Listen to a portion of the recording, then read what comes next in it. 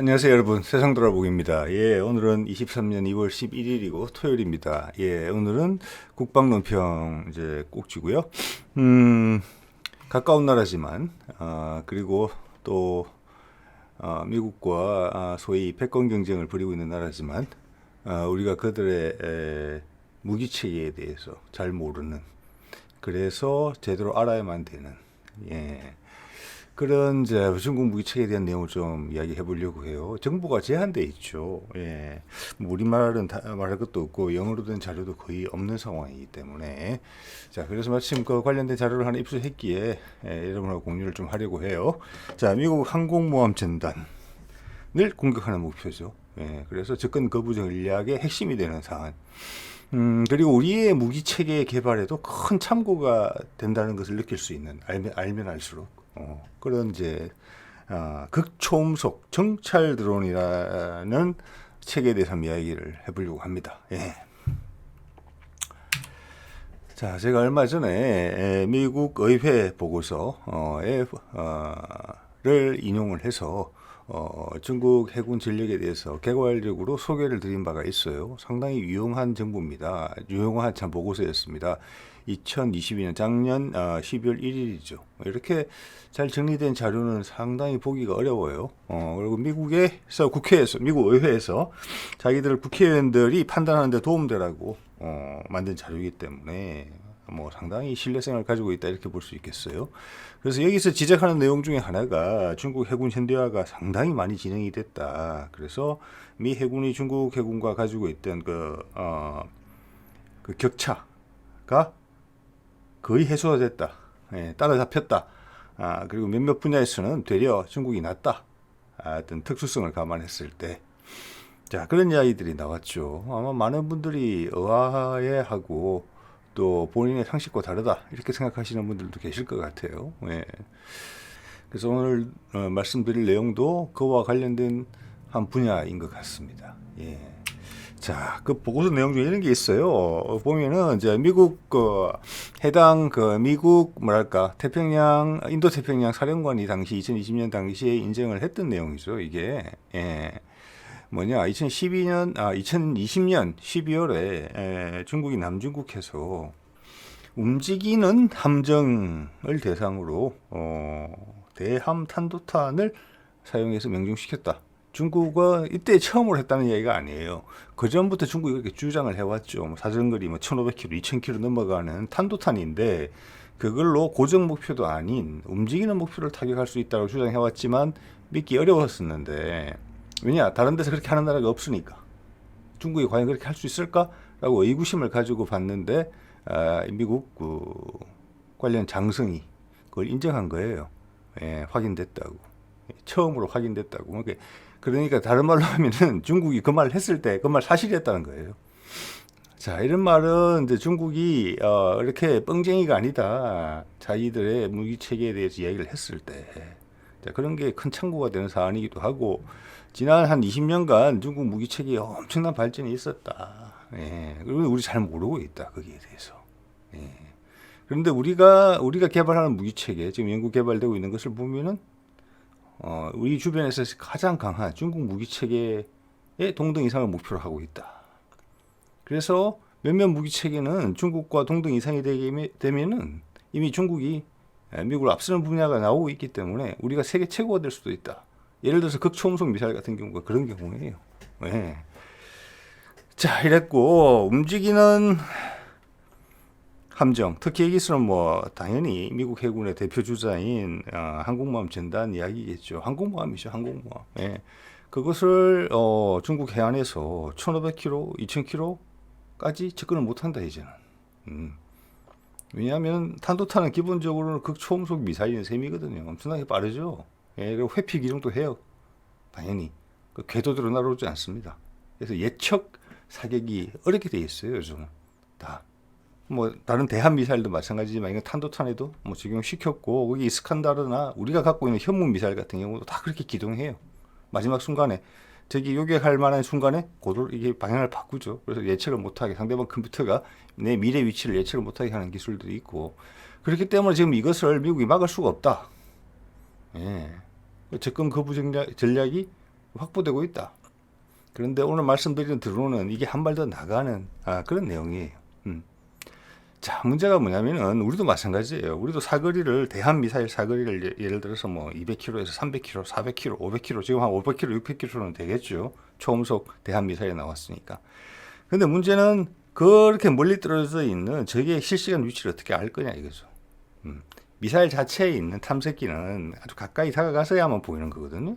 예. 그래서 정찰 자산이라는 이야기가 나오는 거예요. 상대방 목표를 실시간으로 지정해 줄 수 있어야 돼요. 예, 포병의 관측반처럼. 그리고 우리가 갖고 있는, 우리는 안 가지고 있지 않지만 좀 일부는 있겠지만은 지금 가지고 있는 정찰 위성은 실시간으로 제공을 못해요. 순간순간 스냅샷은 찍을 수 있어요. 이렇게. 그래서 이게 있구나. 쿡. 그리고 예를 들어서 시간이 30분이나 1시간이 지난 다음에 또 여기 있네. 그래서 화력 유도용으로 실시간 사용할 수는 없어요. 그래서 이 중국의 이 탄도탄이 미국의 항공모함을 맞춘다고 했을 때는 움직이는 물체를 맞춘다 할 수 있더라도 그 실시간으로 위치를 파악하고 중계를 해줄 수 있는 수단이 필요해요. 오늘 말씀드릴 이제 극초음속 무인기는 그 역할을 하기 위해서 개발된 거예요. 예, 상당히 의미 있더라고요, 이거. 자, 그러면 아까 이제 미국 인도태평양 사령관이 가능하다, 우리 항공모함 격침시킬 수 있다 말할 수 있었던 것이 이 미사일들이 중국이 개발한 DF-21하고 DF-26이에요. 그래서 이제 기본적으로 항모 공격용이라고 봐야 되겠죠. 위에 게 사거리가 1,500, 밑에 게 3,000km예요. 이건 다 육상 발사형이거든요. 즉 중국 해안에서 3,000km까지는 미국 항모 전단이 들어갈 수가 없다는 이야기예요. 그런데 중국은 여기서 멈추지 않았어요. 일단 3,000km 확보됐죠. 예. 그 다음 뭐냐면 YJ-21이라는 거 지난번에 소개해드린 거예요. 이게 중국의 이제 대표급 구축함, 주력 구축함 055급하고 052D급에 장착되는 것으로 지금 알려져 있는데, 이거는 뭐냐면 대함 탄도탄 좀 전에 보여드렸던 시리즈는 덩치가 커서 육상에서만 발사해야 돼요. 그래서 사거리가 육상의 끝단에서부터 바다 쪽이죠. 3,000km 예를 들어서. 근데 그걸 소형화시키면서 중국의 수직 발사관에 넣는 형으로 개발한 게 YJ-21이에요. 크게 좀 작아졌겠죠. 예? 이게 직경이 85cm 정도 되는 것 같아요.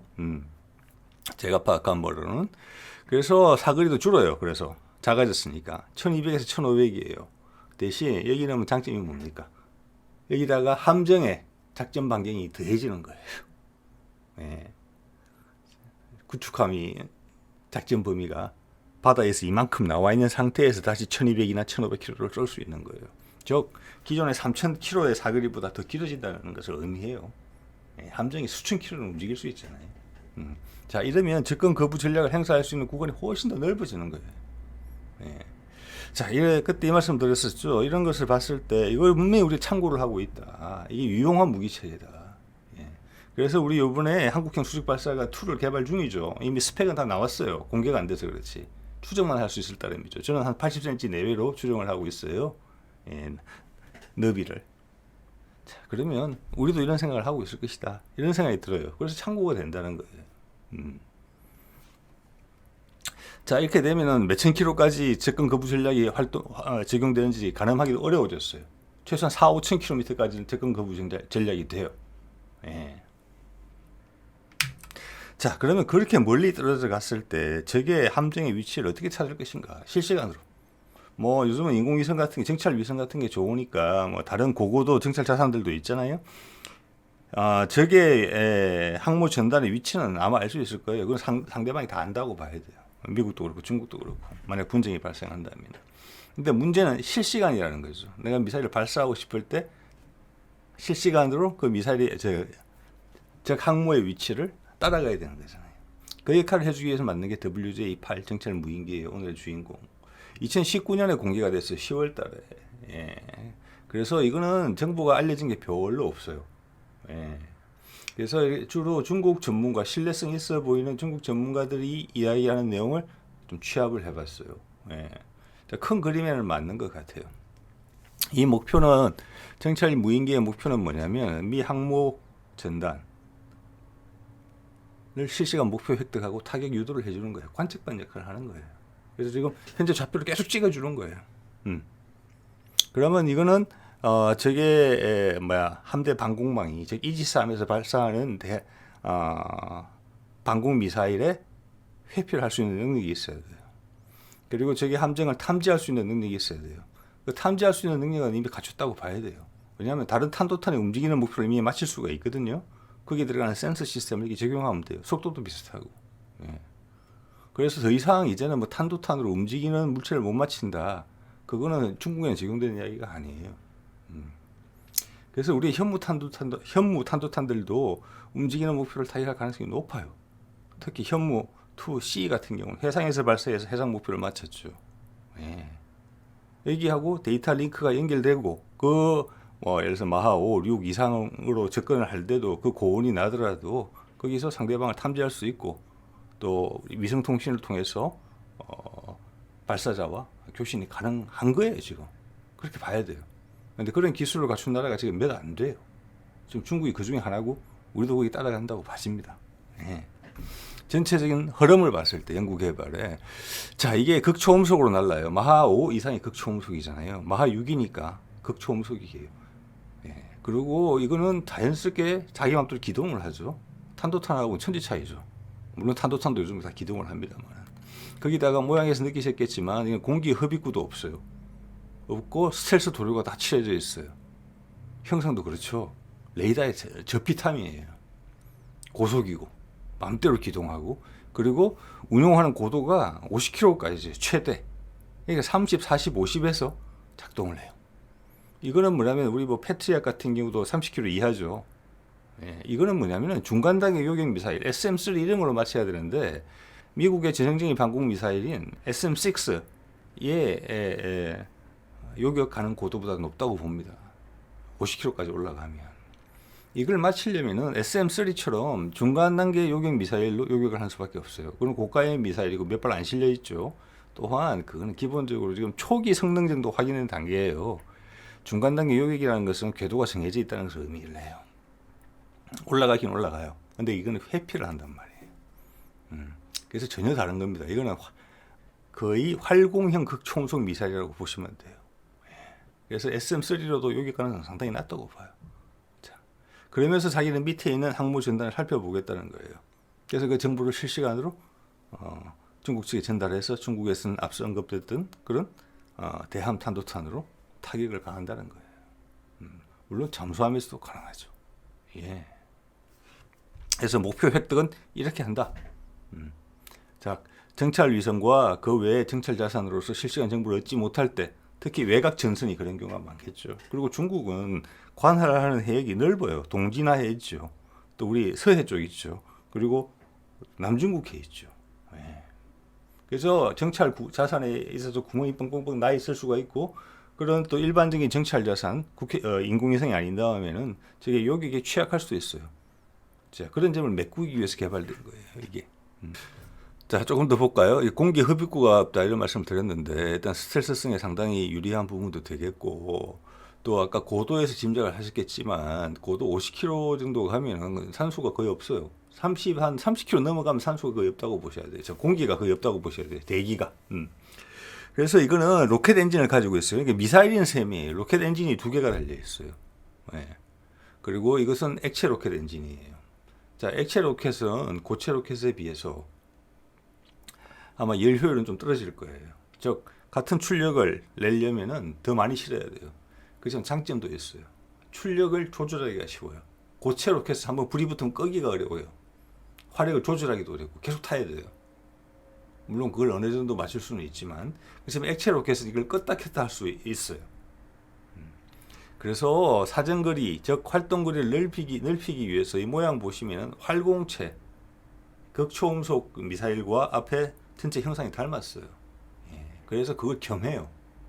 예, 활공할 수 있는 여건이 되면 활공을 해요. 엔진을 끄고. 그러다가 고도가 떨어지면 다시 점화를 해서 다시 고도를 올려요. 적정 고도로 올라가면 다시 액체 로켓의 점화를 꺼요. 그 다음 활공으로 또 비행하는 거예요. 그럼 상당한 비행거리, 여기서는 즉 정찰거리가 나오게 돼 있어요. 예. 그 높은 고고도에서 상대방의 대공 미사일이 다다를 수 없는 곳에서, 그리고 스텔스고 상대방을 관찰하는 거죠. 그 정보를 전달하는 거죠. 상대방이 상대방을 정찰하는 부분은 어디서도 좀 정보가 나와 있지 않은데, 여러 맥락을 봤을 때는 적외선 방식, 적의 열을 찾는 방식으로 상대방을 찾는 것 같아요. 그건 다른 탄도탄 부분도 그런 것 같아요. 예.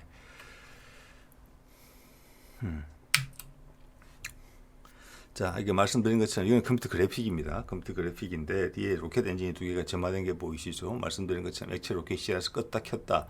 고도가 충분히 올라가면 그다음 미끄러지다 내려오면서 활공 비행을 한다. 다시 치고 올라간다. 그래서 정찰 가능 거리를 넓힌다. 길게 한다. 이런 거고, 저게 방공 미사일 요격 고도 이상으로 비행을 하기 때문에 나를 뭐 일단 또 스텔스기 때문에 찾기도 힘들 뿐더러 발견한다 하더라도 요격하기가 어렵다. 생존성이 뛰어나다. 뭐 이런 것들이 되겠어요. 예. 그리고 여기 신기한 게 보시면은 저 위에 비행기 보통 전투기나 폭격기에 바퀴 무장을 매달 때 쓰는 그 고리가 두 개 보이죠. 예. 자, 저걸 보시면 짐작하실 수 있는 게 이 형태도 그렇지만 이거의 발사는 전략 폭격기 같은 큰 기체에 매달았다가 하늘에서 공중에서 발사하는 형태를 취하고 있어요. 폭탄처럼 떨어뜨리는 게 미사일처럼 떨어뜨려요. 예. 근데 이런 역할을 하는 거죠. 예, 공중 발사형이에요. 이러면 이제 저한테 하나 이제 탁 떠오르는 생각이 있었어요. 제가 얼마 전에 다뤘던 한 일주일, 모르겠습니다. 몇 주일 된 것 같습니다. 뒤에 링크는 걸어 놓겠습니다. 관심 있는 분들을 위해서. 이런 우리가 과제를 하고 있는 게 지금 파악이 되거든요. 예, 보면은 공중 발사, 초고속 추진, 활공체, 재점화 핵심 기술. 예, 무기 체계 패키징으로 하고 있는 거예요. 똑같죠? 공중에서 발사하는 거예요. 비행기에서 발사하겠죠. 그렇지만 중국 같은 경우는 저게 지금 전략 폭격기에서 발사하는 거예요. 무게가 상당히 나가요. 좀 전에 보신 그 WJ-8은 무게가 한 5톤 정도 되는 것으로 추정이 돼요. 길이도 10m가 넘고. 근데 우리가 하는 것은, 우리는 그런 기체가 없죠, 현재로서는. 그래서 우리 거는 훨씬 작을 거다 이렇게 생각해 볼 수 있고, 초고속 맞죠? 극초음속이고, 추진도 하고 극초음속 추진도 하고, 저기 초고속 극초음속을 이야기하는 겁니다. 그래야지 활공이 되니까. 극초음속 추진을 하고 활공체도 해요. 똑같죠, 컨셉이. 대신 작을 거라는 생각을 해볼 수가 있어요. 제목만 보더라도 중국 거랑 비교를 해보면 재점화, 한 번 더 확인을 그냥 도장을 꽝 찍어주죠. 껐다 켰다 한다는 거예요. 엔진으로 가다가 충분히 여건이 되면 활공으로 간다. 그래서 사거리도 늘리고 같은 값이면 더 많은 임무 장비를 실을 수 있다. 그게 폭탄이든 정찰 장비든지 간에 그 핵심 기술 똑같아요. 이거 지금 이렇게 고민하는 곳은 중국하고 우리 정도가 지금 제일 많이 하는 것 같아요. 제가 봐서. 그리고 중국 거를 분명히 염두에 두고 있다 라는 생각이 퍼뜩 드는 거죠. 이 자료를 정리하다가. 예.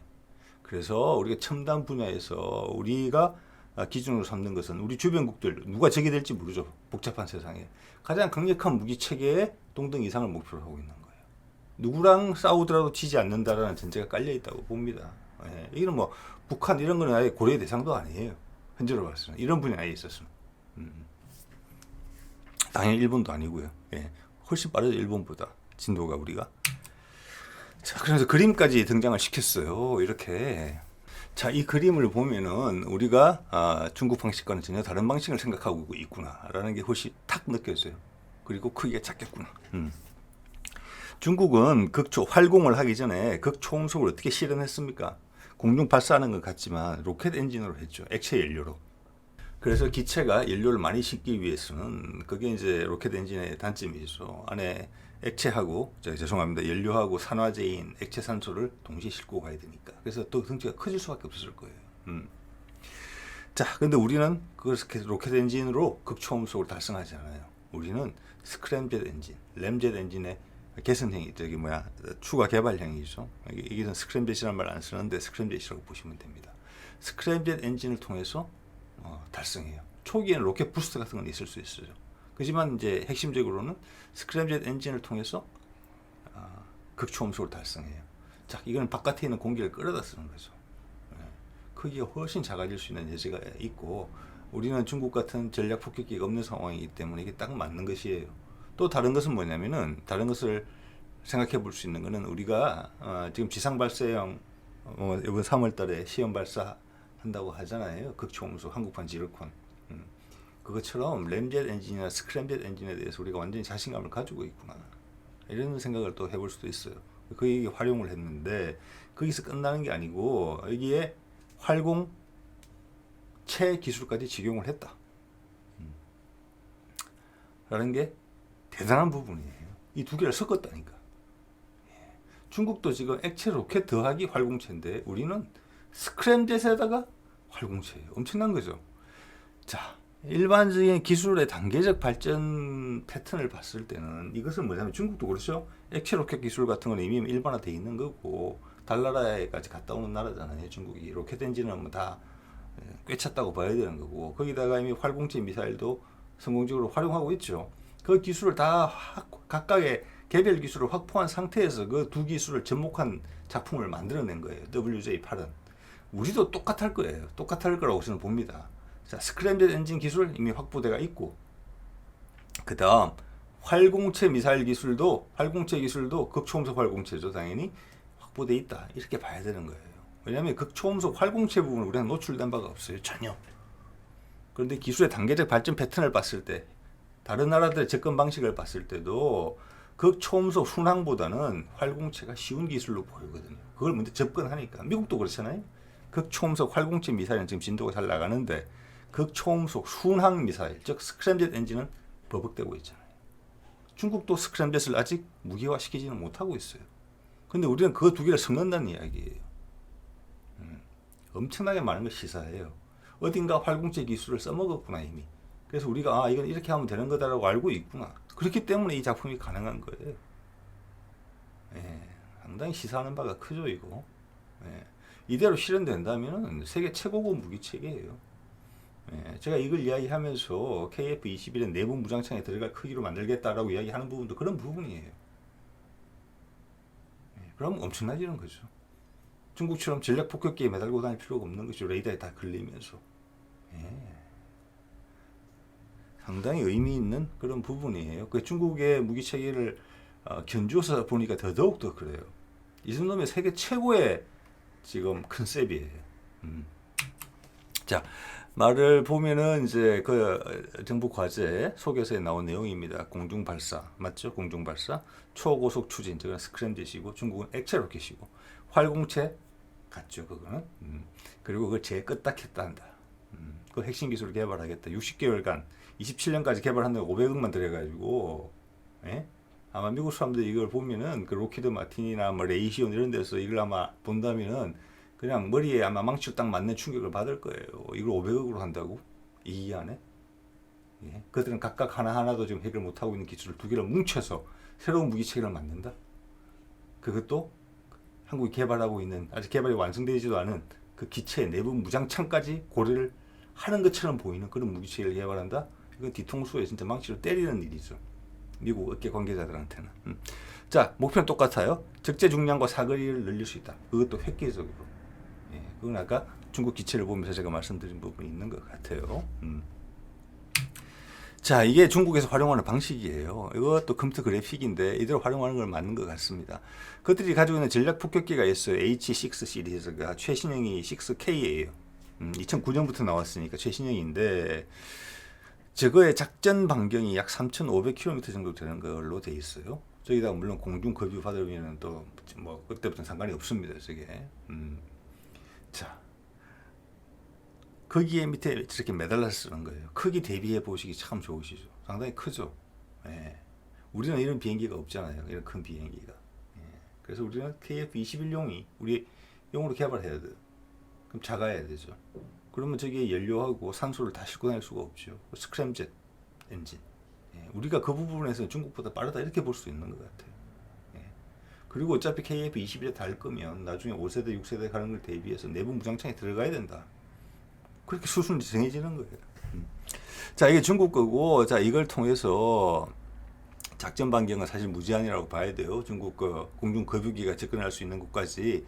거기다가 가장 최전선으로 보내겠죠. 거기서 이 밑에 달려있는 WJ8을 발사하는 거예요. 자, 이것도 말씀드린 액체 로켓 더하기 활공체이기 때문에 사거리를 가장 멀리 빼기 위해서 한 거잖아요. 그죠? 그러면 접근 거부 전략이 실현되는 곳은 상당히 거리가 멀다. 예? 폭격기 자체에도 극초음속 순항 미사일을 실을 수 있어요. 예. 중국판 킨잘 같은 걸 실을 수 있어요. 그래서 다른 기체에서 발사할 수도 있고 함정에서도 발사할 수 있어요. 예. 이게 저의 목표물을 발견하기만 하면.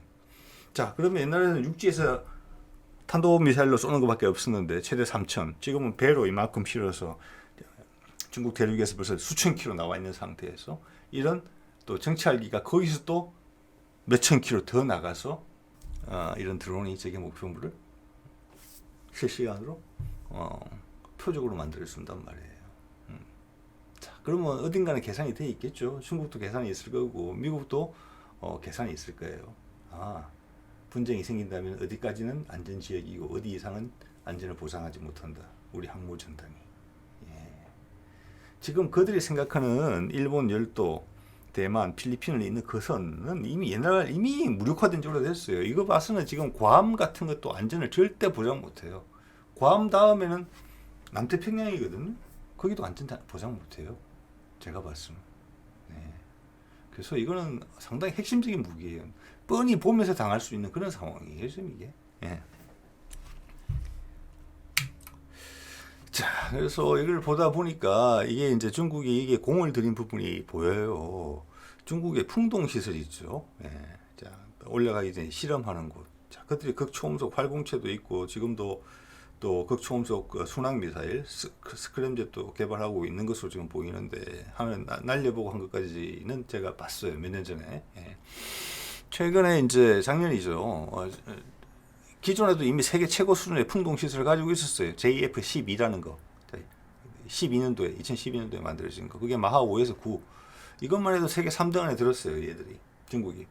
근데 이게 부족해가지고, 마하 30까지 실험할 수 있는 시설, JF-22라고 불리는 걸 22년도에 작년에 만들었어요. 이렇게 되면 이것이 세계에서 독보적인 1위예요. 지금 우리 풍동시설 궁금해서 한번 찾아보니까 옛날 자료긴 해요. 한 20년 가까이 된 자료인 것 같은데 우리 국방과학연구소에 있어요. 있는데 거기는 마하 한 2, 3 정도까지인 것 같아요. 그렇지만 우리도 지금 극초음속을 계속 개발해내고 있기 때문에 바깥에 노출이 안 돼서 그렇지 상당한 수준의 풍동시설을 갖고 있을 것 같아요. 우리도. 제가 어림짐작으로는. 자, 이런 노력을 기울였기 때문에 중국이 그런 성과를 지금 내고 있다. 이거는 세계 최고 수준이다. 현재로서는 이렇게 볼 수 있을 것 같아요. 예. 자, 그리고 이제 풍동시설을 보다 보니까 연합뉴스 작년 1월달 기사가 있더라고요. 이게 좀 전에 이제 제가 보여드렸던 JF-22 거기에 대한 이야기를 하는 거예요. 지금 극초음속 무기 개발 핵심 역할 하게 된다. 이제 확보가 된 거죠. 지금 23년이니까. 근데 이 기사 중에 재미있는 부분이 있어서 제가 그 부분을 발췌해서 가져왔습니다. 중국 해군의 군사력이 몇몇 분야에서 미국 해군을 뛰어넘는다. 자, 이런 부분 말씀드렸잖아요.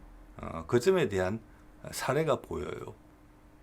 그게 마침 이 기사에 등장했길래 제가 이제 기록 차원에서라도 이거를 좀 캡처를 해 놓은 겁니다. 여기 보면은 작년 그러니까 2021년 미국의 합참 차장이 CBS 방송에 출연해서 이런 이야기를 했다는 거죠. 지금 따옴표로 되어 있죠. 그게 이제 21년에 중국이 그때 극초음속 활공체 미사일을 실험을 했는데 그 미사일이 자, 그럼 고도 한 100km까지 확 올리는 거거든요. 고도 100km쯤 올라가면 거기서 활공체가 분리가 돼요. 그러면서 이렇게 접시 띄우기를 하면서 이제 가는 건데 그 활공체가 지구를 한 바퀴 돌아서 다시 중국 땅으로 들어와서 목표물을 타격했다는 이야기를 지금 하고 있어요. 예.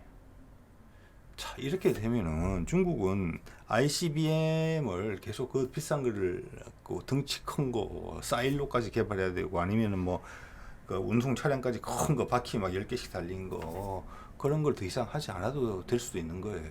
훨씬 저렴하고 게 해결할 수 있는 거예요. 예. 왜냐? 이걸로 쏘아 올리면은 최악의 상황에서 상대방은 이걸 막을 방법이 없는 거거든요. 현재로서는 극초음속 활공체 미사일 지구 한 바퀴 돌고 다시 왔다잖아요. 사거리 제한이 없다는 겁니다. 과연 미국이 이만큼 할 수 있느냐 현재 아닙니다. 현재 이걸 중거리 미사일 정도로 개발을 지금 하고 있고 뭐 내년 후년 정도 안에 육군형부터 지금 배치를 할 생각이죠. 극초음속 활공형 미사일을 말입니다. 예, 그래서 이 부분에서 상당히 앞서간다 이렇게 볼 수 있어요. 그리고 이 기술의 원료인 러시아도 이 정도로 한다 이렇게 짐작해 볼 수도 있어요. 예. 자, 밑에 내용을 보면은 이 극초음속 활공체가 음속의 마하5 이상으로 지구 한 바퀴 돌았다라고 이제 한 거죠. 예. 자, 그 다음 또 하나 의미 있는 것은 여기 보면은 중국 과학자들이 인용해 중국이 적외선 목표 추적 기술을 적용한 차세대 극초음속 무기들을 개발했다고 보도한 바 있다. 이겁니다. 자, 아까도 오늘의 주인공인 WJ-8 같은 게 고도 40에서 50km 상공. 일단 속도는 마하 5 이상이죠. 그러면 여기서 나오는 다른 활공체 미사일 그리고 또 탄도탄 미사일 같은 것도 대기권 내로 다시 들어와서 목표물을 향할 때 최종 속도가 뭐 그 정도 될 거예요. 마하 5, 6. 일단 대기권 내로 들어오면 속도가 급격히 줄어들거든요. 어쨌거나 그와 유사한 상황에서 적의 목표를 찾는 것을 뭐에 바탕을 두느냐, 그 탐색기의 핵심이 적외선 탐색기다. 그 이야기를 해주는 거예요. 그리고 그게 지금 아까 미국 인도태평양 사령관이 인정한 것처럼 움직이는 목표를 맞출 수 있다. 즉 그 탐색기가 작동을 한다. 그대로. 그 높은 온도에도 불구하고 막 주위에 공기가 플라즈마화가 되는 거거든요. 공기가 증발한다 이렇게 보시면 돼요. 속도가 뭐 마하 10까지 정도 올라가면 그래 되면은 통신도 안 돼요 잘. 그런 그 경우가 있음에도 불구하고 목표를 찾아서 타격할 수 있고 발사자하고 교신이 가능하다 어떤 식으로든지 그렇기 때문에 목표를 맞추는 거거든요. 그게 일단 실현 가능하다는 걸 확실히 보여준 거예요. 자, 그러면 우리도 현무탄도탄을 개발할 때 그 정도 기술을 이미 확보했을 수도 있다라고 볼 수도 있어요. 적외선 탐색기로. 우리 적외선 탐색기에도 지금 상당히 자신감을 보이는 그런 느낌들이 있거든요. 여기저기서. 자, 이런 말씀을 드려보면은 이게 제가 이제 267편에서 국방 논평에서 미국 의회 보고서 이야기를 하면서 이제 중국 해군 전력 전반에 대한 설명을 드릴 때 제목을 이렇게 뽑았거든요. 오늘 내용을 한 번 더 보시면은 그때는 개괄적으로 말씀을 드렸지만 몇몇 분야에서 이미 미 해군을 뛰어넘는다 라는 부분이 조금 더 실감이 나실 거라고 생각되고 미국 해군이 접근할 수가 없구나. 우리나라 부산항에 가끔 들어오는 그 미국의 힘의 상징인 그 항공모함이 중국과의 군사적 긴장 관계가 높아지면은 아예 뭐 대한해협 언저리에도 올 수가 없구나. 북한하고 긴장이 고조돼서 북한을 타격하기 위해서 오더라도 중국이 북한의 편을 들어주면은 해안이 바로 봉쇄되는구나. 그런 것은 아마 능히 짐작을 이제는 하실 수 있으실 거라고 생각을 합니다. 예. 그래서 미국이 이렇게 지금 우는 소리를 하는 게 뭐 중국이 부상하고 있다, 올라왔다, 뭐 곧 추월당하겠다 이런 말 하는 게 절대 농담이 아니다. 예. 그들은 많이 긴장하고 있다. 일단 군사적으로. 물론 군사적인 부분에 국한돼서 드리는 말씀이지요. 예. 자, 오늘 이 정도 하도록 하겠습니다. 네.